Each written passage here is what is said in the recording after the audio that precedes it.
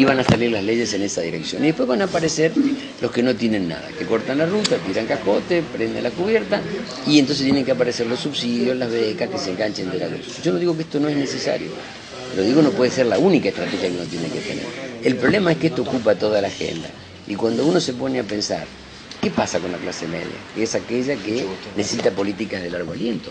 Porque si yo estoy pensando que el futuro de mi hijo está vinculado a la educación, estoy pensando a 19, 20 años vista. Si yo estoy pensando como clase media que quiero tener mi propia casa, estoy pensando que en un mejor de los casos podré tener mi casa, ese ahorro, después de 15 o 20 años. Si estoy pensando que mi empresa funcione, estoy pensando también en largo plazo. No estoy pensando en mañana. Entonces, como la agenda está ocupada por los lobbies económicos y por el piquete, la clase media no tiene política. Y la prueba de ello es que nadie puede tener casa propia, que todas las pequeñas empresas andan mal y que la educación está sin política hace más de 40 años. Sí, igualmente la educación, por ejemplo, ya que estábamos hablando de educación, la educación universitaria está dirigida básicamente a la clase media, es un beneficio. Bueno, claro, es un beneficio de la clase media, pero no debiera de ser así. El problema es una consecuencia lógica de cómo está montado todo el sistema. De todas maneras, vos tenés en cuenta dos cosas. Cuando Onganía entra, que yo te mandaba como hecho puntual de quiebre de la educación argentina, produce la noche de los bastones largos, echando a todos los científicos e investigadores de las universidades y disuelve el Consejo de Educación. Como sociedad, nosotros nos dimos cuenta que lo que pasó en la universidad era malo. Tanto fue así que apenas la democracia vuelve, lo primero que hace es devolver a la universidad autonomía, cogobierno, libertad de cátedra, autarquía final, todos los instrumentos que la universidad necesita para poder funcionar. Mientras que a la educación primaria y secundaria se la dejamos en manos de la política y no se la devolvimos a la sociedad. El resultado es que la universidad, con algunos éxitos y con muchos fracasos también, por lo menos funciona. El problema es que más grave que tenemos como sociedad es el nivel primario y secundario, que hoy, en pleno siglo XXI, obviamente no podía haber nadie que no tendría que tener secundario. Y acá tenemos millones de personas que no terminaron el secundario. Yo quiero hacerle una consulta. ¿Por qué como eje de campaña toma la educación más allá de sus orígenes y no quizás el tema en boga que es la seguridad / inseguridad? Bueno, porque en realidad al tomar educación uno toma la inseguridad también. Es decir, cuando nosotros nos ponemos a pensar por qué vivimos en un clima de tan alta inseguridad y uno se pone a estudiar las motivaciones, obviamente está en el fracaso de la educación. Mira, nosotros en nuestro proyecto de investigación fuimos a ver cuál era la vinculación que había entre inseguridad y fracaso de la educación. ¿Y dónde lo fuimos a investigar? Lo fuimos a investigar a aquellos chicos delincuentes desde muy chiquitos que terminaron cometiendo algún delito mayor, tuvieron que estar 6 o 7 años en la cárcel, y dentro de la cárcel en particular elegimos a aquellos que habían optado por estudiar, es decir, que habían estado 7 años estudiando dentro de la cárcel, lo cual le daba la posibilidad de que ellos hicieran alguna evaluación respecto de qué es lo que les había pasado. Y lo que dicen ellos es fantástico para establecer esta relación. Uno de estos chicos dice, mire, el problema de ustedes es que ustedes creen que nosotros, los chicos chorros, tenemos el mismo sueño, que queremos estudiar, que queremos trabajar, que nos gustaría, qué sé yo, tener una casa, una familia. Dice, no, yo le voy a decir literalmente lo que yo pensaba en ese momento. Dice, yo me crié en una cultura donde el héroe, dice él, es el que mató a un policía o se robó un blindado, no San Martín de Belgrano. Y mi sueño, dice, cuando yo era chiquito, era alguna vez, le decía a mi mamá incluso, que mi sueño era alguna vez poder participar de una toma de rehenes en un banco. Entonces dice, imagínense que con esa mentalidad, dice, cuando ustedes nos traen una beca, un subsidio, o mandan el psicopedagogo a nuestra casa para que nosotros vayamos a la escuela, eso para nosotros, él dice literalmente, es una gilada. Y dice esto, que yo no me canso de repetirlo porque la gente lo tiene que escuchar. ¿Y sabe por qué fracasan las políticas educativas con nosotros? Dice, porque son políticas hechas por ustedes, pensando en ustedes. Y claro, imagínense, todos los que estamos acá somos clase media. ¿Qué es lo más importante? ¿Qué es lo mejor que le podríamos dejar a nuestro hijo? Un estudio para que pueda desempeñarse mejor, que pueda tener un oficio, una profesión, que pueda tener una mejor vida. Entonces, si el Estado viene y te dice, acá tenés una beca, vos estás agradecido porque te das cuenta que el Estado te da algo importantísimo. Ahora, si vos estás soñando con ser, qué sé yo, custodio de un búnker, estás soñando con una toma de rehenes, obviamente la beca la vas a agarrar, pero no entendés el valor que tiene. Y él dice esto, para terminar con la idea. Él dice, pero ahora que yo leí, que estudié, dice, que entiendo cómo funciona el sistema, Yo también quisiera dejarme de drogar, quisiera dejar de robar, quisiera poder tener un trabajo, tener una familia. Está diciendo algo que ya decía Sarmiento hace 200 años. Sarmiento decía, si hoy no hacemos comisarías, si hoy no hacemos escuelas, no nos van a alcanzar las comisarías. Hace 200 años decía esto. Y hoy no nos alcanzan las comisarías. Pero no porque no hicimos escuela, es porque la educación fracasó. O sea que la vinculación entre la violencia y el fracaso de la educación es absoluta. Nosotros relevamos, por ejemplo, dijimos, a ver, ¿qué influye? ¿Un país rico tendría más seguridad que un país pobre? Fíjate vos, Alemania tiene más inseguridad que Grecia, o sea que ese no es un factor tan importante. Si un país que tiene políticas sociales muy buenas, será mejor. Suecia es el país más inseguro de Europa, el que tiene las mejores políticas sociales del mundo. Cuando vos vas viendo todos los factores que pueden influenciar, todos tienen un valor relativo. El único que tiene un valor determinante es que vos tengas millones de jóvenes que no pasaron por el sistema educativo. Y eso es lo que nosotros tenemos. 1.200 chicos por día dejan la escuela hoy, o sea, 500.000 chicos al año dejan la escuela. Las cárceles de Santa Fe están atestadas de esos chicos, el 80% no terminó ni siquiera la primaria. Si no hay una vinculación directa, es absoluta. Si nosotros queremos resolver este problema, no lo vamos a resolver con más policía, con más helicóptero, con más chaleco antibalas. Ya lo demostramos. Acá vino la policía de todo el país a la provincia de Rosario y aprobamos la emergencia en seguridad, quintuplicamos el presupuesto de seguridad. ¿Y cuál es el resultado? Cero. Es cero porque el problema es que está destinado a un sujeto que ya ni siquiera razona como nosotros. Y eso hay estudios sociológicos en ese sentido. Nosotros nos equivocamos en todo, nos equivocamos en la política educativa, haciendo estrategias como creyendo que esa gente piensa lo mismo que nosotros y ya no piensa lo mismo que nosotros, como decía este chico. En seguridad hacemos lo mismo. Porque yo el otro día estaba en esto, por campaña, uno va y viene, en un momento me para la gendarmería y me hacen abrir el baúl y todo, y yo me sentía como hasta asustado, a pesar de que yo era diputado y tenía todos los papeles en mi poder. Digo, qué presión que ejerce esto. Pero claro, ¿a quién asustan ellos? A nosotros. No asustan al que no entiende para qué sirve la justicia, no asusta al que, al por no haber pasado por la educación, razona de una manera distinta. Entonces son políticas de seguridad hechas por nosotros, pensando en nosotros, pero que no asustan a la que tienen que asustar, porque no están pensadas ni diseñadas en función de cómo razona esa persona.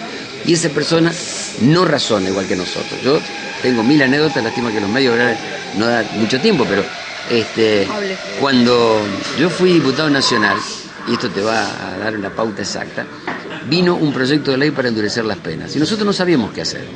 Cuando se asusta y dice, bueno, que imputemos cuando tienen 12 años, qué sé yo. Bueno, no sabíamos qué hacer. Justo había en Buenos Aires un Congreso Internacional de Derecho Penal.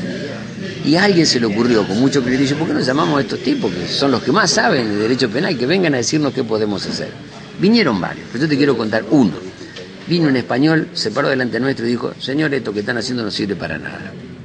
Yo les voy a explicarles. Yo les voy a contar una anécdota y se van a dar cuenta que lo que están haciendo no sirve.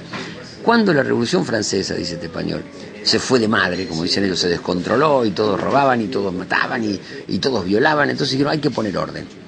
¿Cómo ponemos orden? Muerte por guillotina ante cualquier delito, no importa si eras asesino o habías robado una hogaza de pan. Para el caso era lo mismo, te cortaban la cabeza con la guillotina. Dice, mataban decenas de personas por día, y acá viene lo lindo, o lo interesante.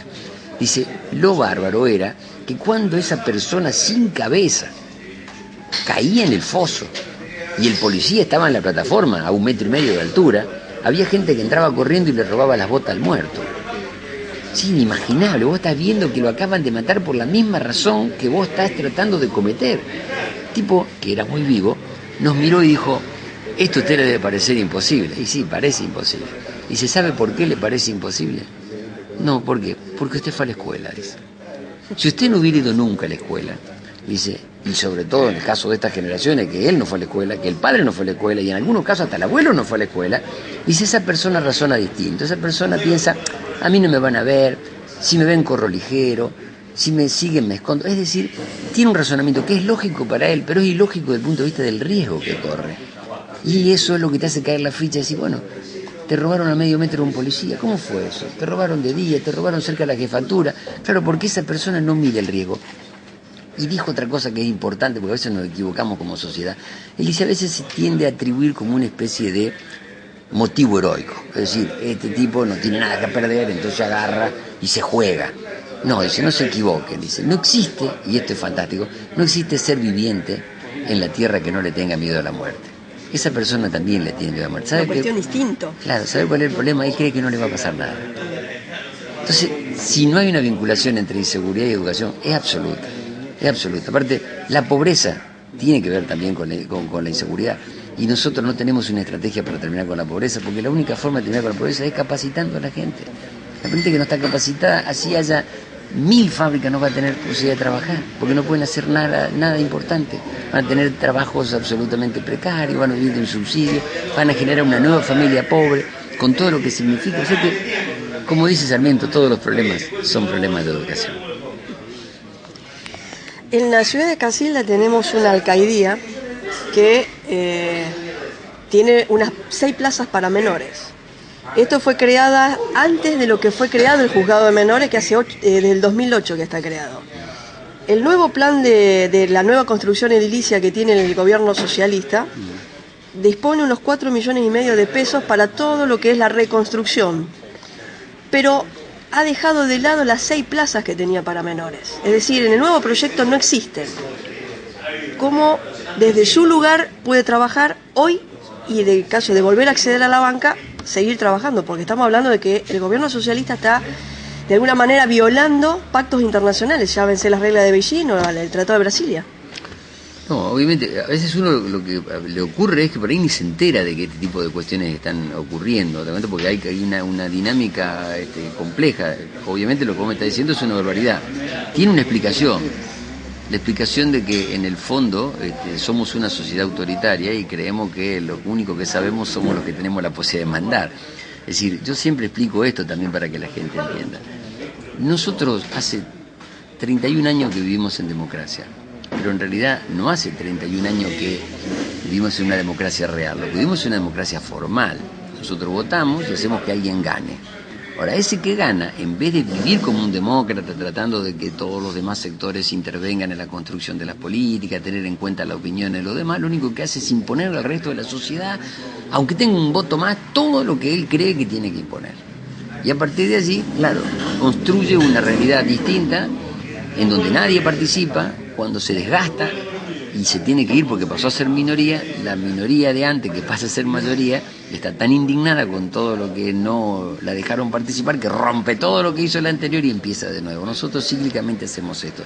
No me parece diferente esto que vos me estás planteando. Una construcción que no tiene en cuenta lo que existía antes y que cree que yo ahora puedo hacer lo que quiero y hago algo que supuestamente mejor desde su punto de vista, pero evidentemente por lo que vos señalás es un error clásico de un autoritario que habría que reparar y de hecho sí, pero se están violando las leyes internacionales. Bueno, pero lo que pasa acá es que desgraciadamente hay como una concepción de que las leyes que no interpretan lo que yo quiero no las cumplo. Me parece que acá lo que tenemos que es lo que vos estás haciendo, es intervenir un poco más fuertemente como sociedad y empezar a quejarnos y a actuar en consecuencia. Esto tiene mucho que ver con querer una sociedad distinta o querer una sociedad igual que la que tenemos, ¿no? Y incumplir la ley, dar este tipo de ejemplo de que se pueden hacer cualquier cosa, es lo que hace que después nuestros jóvenes hagan las cosas que hagan, porque si la propia política no hace las cosas que tiene que hacer, y de hecho tal vez los peores ejemplos surjan de la propia política, ¿no? Hay algo que me llama la atención de cuando me llegó de que usted venía hoy, y lo he visto también en algunos afiches en Rosario. Está su cara, bueno... Sarmiento. No. Que está el logo radical. Sí. Siempre. Sí. Pero no veo en este caso en particular que esté dentro del Frente Progresista. No, si yo estoy dentro del Frente Progresista. Pero no está el logo. No está porque nosotros, en realidad, digamos, la Unión Cívica Radical como partido, más allá de lo que pueda sido mi posición personal, resuelve estar dentro del Frente Progresista. Por lo tanto, yo si quiero mantenerme dentro de la Cívica Radical no tengo la alternativa que presentarme. La diferencia que yo hago es que no voy con ningún candidato a gobernador. No voy ni con Lichi ni con Barletta. Vamos solos. Por varios motivos, pero más allá de las diferencias que uno puede tener con cualquiera de los dos candidatos, lo más importante para nosotros es también dar una muestra de que nosotros apostamos a la división de poderes. A mí no me importa o me importará a lo mejor en algún rinconcito de mi corazón, pero digo, no me importa quién gane esta elección de gobernador. Lo que me importa es que haya división de poderes. Porque si la Cámara, en vez de ser un levantamano del gobernador, es una Cámara que controla, una Cámara que vigila, una Cámara que se pone las pilas para hacer políticas de largo aliento, el gobernador podrá ser más o menos bueno, más o menos malo, pero no nos va a perjudicar tanto como sociedad. Ahora, si la Cámara hace lo que el gobernador le mande, seguimos estando en problemas, porque la corrupción es una consecuencia lógica, el incumplimiento de la ley es una consecuencia lógica, y la falta de políticas para la clase media es una consecuencia lógica de esa forma de gobernar autoritaria que obviamente no piensa en mañana, sino que piensa en hoy nada más. En un momento no lo vas a necesitar. Pues bueno, si yo lo único que hago es agregar policía, ¿cuántos policías más necesito? Voy a tener un policía por persona, el último.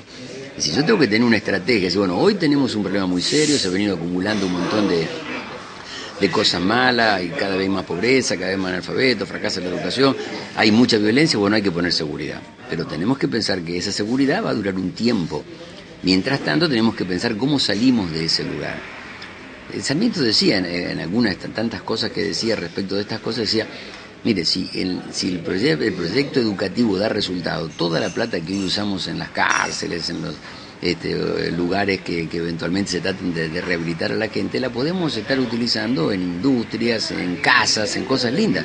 La gente tiene que pensar, un preso cuesta $14.000 por año, es decir, cuesta como una carrera universitaria en Harvard. Y tenemos miles y miles, y muchos de esos presos, después que terminaron su condena, salen y vuelven a entrar, el 35%. Es decir, volvemos a repetir lo mismo. A veces, ya que te interesa el tema de la inseguridad, uno se pone a pensar, a ver, ¿qué pasó con esa famosa estrategia de tolerancia cero de Nueva York, con este alcalde Giuliani? ¿Te acuerdas que decía que? Bueno, cuando uno lo estudia, al principio ellos con qué comenzaron, como nosotros, de alguna manera, con mucha policía, al último gatillo fácil. ¿Qué es lo que ocurrió? Ocurrió que llenaron las cárceles y que en general, en el caso de ellos, todos los que estaban presos eran minorías étnicas, puertorriqueños y negros. Y la violencia seguía como si nada. Cuando hicieron un mapa correcto del delito, cuando vieron las causales del delito, pasaron a otra cosa totalmente distinta, que es la que dio resultado: la tolerancia cero al delito vandálico del espacio público. ¿Por qué? Porque el chico comienza ahí, rompe un tacho de basura, rompe un vidrio, capaz que pincha la goma de un auto, hace algún estrago, ¿y qué pasa? Nada. Acá no pasa nada. A lo sumo, si lo agarra el policía, llama a la madre, lo viene a buscar y se lo lleva. Es decir, esto, ¿qué hace? Va generando conducta. Y después, como el chico ve que puede hacer cualquier desmán y de todas maneras no pasa nada, evoluciona y termina después matando por un par de zapatillas.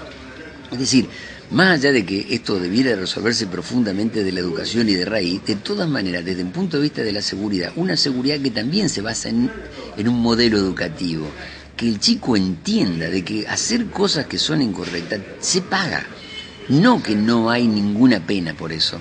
Y ellos con ese sistema pasaron de 300 muertes por día a 90 y pico de muertes por mes. Es decir, que hicieron un cambio, pero sustantivo, pero obviamente como 15 años después. Porque esto es lo que la sociedad tiene que entender. Ninguna política que trata de cambiar conducta, de generar otras actitudes en el ser humano, da resultado a corto plazo. No es que decidimos mañana nos vamos a portar todo bien, eso no ocurre. Entonces tenemos que tener una estrategia, agarramos chiquito ahí cuando tiene 3, 4 años y le empezamos a meter valores y empezamos a demostrarle y empezamos a tener una conducta que sea coherente, que es como pasa con nuestros hijos. Entonces con nosotros no le ponemos límite y termina siendo una catástrofe. Nosotros tenemos que tener, el chico está todo el tiempo buscando límite. Entonces, digo, como sociedad, lo que nos está faltando es tener proyectos a largo plazo.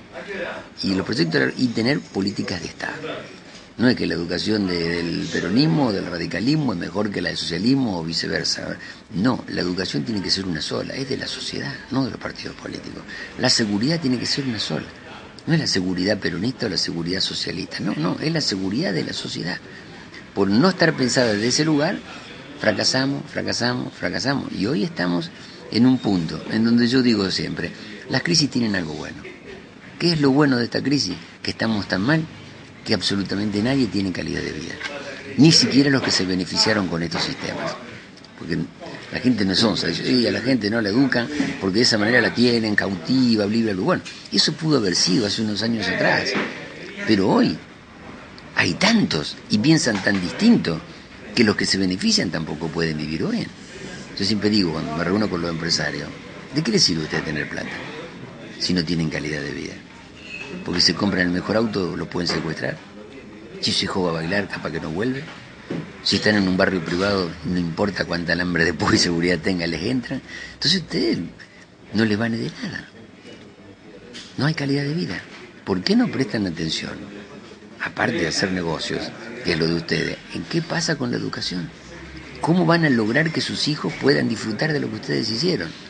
Y no que todo el mundo esté convencido cuando pasa alguien que parece que tiene éxito económico, que es o un narcotraficante o un chorro, porque ya no hay prestigio en haber tenido éxito.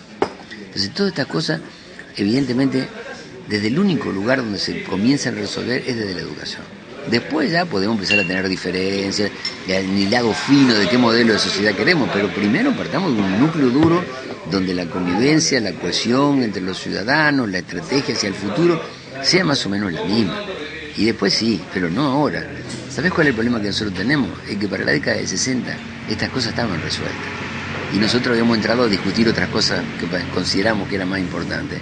Pero como involucionamos como país, porque hoy tenemos infinitamente más analfabetos, tenemos más desempleo, tenemos más pobreza, tenemos más mala educación, y bueno, tenemos que tomar conciencia, sobre todo los que tienen mi edad, de que esa sociedad no existe más, que estamos en otra sociedad que es distinta, y que seguimos haciendo lo mismo que hacíamos en aquella época, no da ningún resultado, porque el ser humano que tenemos acá mayoritariamente es distinto, piensa distinto, funciona distinto, no solo porque cambia la sociedad, porque la tecnología, sino que porque no es distinta la forma de actuar y de razonar.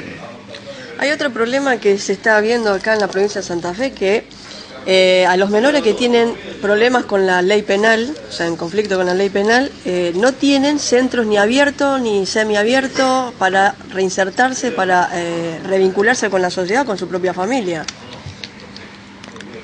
En este sistema, la estrategia que se viene teniendo hace muchos años no es recuperar al individuo. Si uno se pone a pensar, no es recuperar. Es decir, la Constitución, a veces da risa, porque la Constitución dice que las cárceles serán sanas y limpias para protección y no para castigo. Pero en realidad la cárcel nuestra está pensada como castigo, porque en realidad no tiene ninguna estrategia para recuperar. Tanto es así. Fíjate este detalle. Yo te decía recién que el 35% de los que cumplen condena vuelven a delinquir. Ahora más canudo. Si vos mirás dentro de la cárcel, los que deciden estudiar dentro de la cárcel solo vuelven a delinquir el 2%.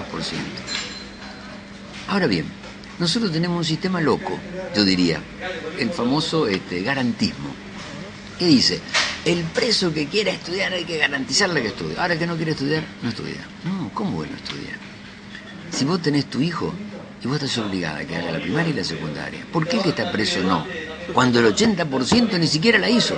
Y cuando vos ves el efecto, por decir de alguna manera, amansador que tiene la educación, por decir un término, porque si los otros vuelven el 30 y pico y estos vuelven nada más que el 3, algo produce eso. Porque claro, sale de la cárcel y ahora entiende un poco mejor la realidad, como te decía yo de este chico. Sale de la cárcel y no es capaz que tiene un oficio y a lo mejor con ese oficio pueden conseguir un laburo digno. Pero si no, de lo contrario, casi que está condenado a volver. Y yo creo que no vuelven más de 35 porque hay muchos que no los agarran. Pero deberían volver más seguramente porque el sistema no está pensado para recuperarlo socialmente, sino que está pensado para castigarlo y tenerlo un tiempo fuera de circuito. Y obviamente mucho más dañino es cuando el sistema ni siquiera está pensando en rescatar uno que es chiquitito, que tiene muchísimas más chances de ser recuperado. No una persona que a lo mejor hoy tiene 20 y pico de años, 30, bueno, ya esa persona ya tiene demasiado duro todo y si bien se podría recuperar, no es con la facilidad con que uno podría recuperar a alguien joven, ¿no es cierto? Pero bueno, forman parte de los errores que cometemos como sociedad. Cuando vos vas viendo lo que pasa en la cárcel, lo que pasa con los chicos jóvenes que tienen que ir a este tipo de instituciones, lo que pasa en las escuelas, todo es lo mismo. Y todo conduce a la sociedad que hoy tenemos. Lo que la gente tiene que tomar conciencia es que este sistema no aguanta 15 años más. Porque los ciclos son de 15 años. Claro, cuando la educación se separó de la sociedad ya en el 66, 15 años más tarde estábamos peor, pero no tan peor. Es como si cuando uno tira dos tiros en distintas direcciones. Al principio, claro, están juntos, después que además separados. 15 años más tarde, a los 30 años, estábamos peor. Aunque todavía era... Bueno, 45 años más tarde estamos al horno. Imaginémonos cómo está cuando se cumplen los siguientes 15 años si no tenemos una estrategia como sociedad. Seguimos paveando en querer ganar las elecciones sin tener un proyecto, en amontonarnos como vacas para ganarle a alguien sin tener idea de qué se va a hacer. Todas las cosas que estamos haciendo como sociedad realmente son preocupantes, son muy preocupantes.